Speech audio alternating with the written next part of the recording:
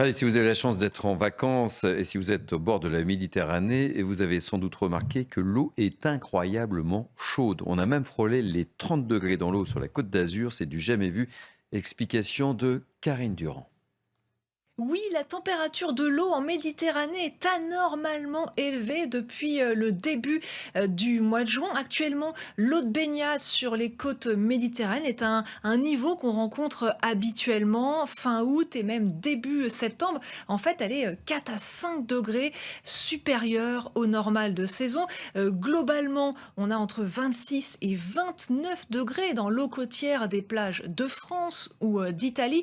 Un exemple, à Nice, ces derniers jours, on a relevé la température de 29 degrés 4 au cours de la semaine. On a frôlé les 30 degrés, c'est un record, c'est du jamais vu. Alors évidemment, c'est une très bonne nouvelle hein, pour les touristes qui vont pouvoir en profiter.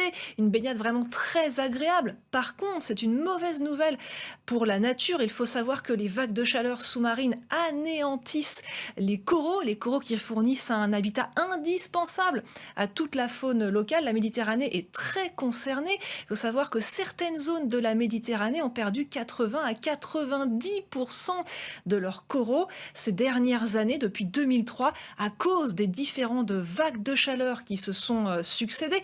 Un exemple, par exemple, à Villefranche-sur-Mer, eh bien, la température de l'eau a gagné en moyenne 2 degrés depuis les années 80. Il faut savoir que les coraux sont des organismes très lents qui ne peuvent pas s'habituer, résister à des vagues de chaleur aussi soudaines, à des fluctuations aussi énormes de température. Donc c'est un vrai problème pour la nature. Et l'une des zones les plus touchées par la disparition des coraux liés aux vagues de chaleur, eh bien c'est la Corse.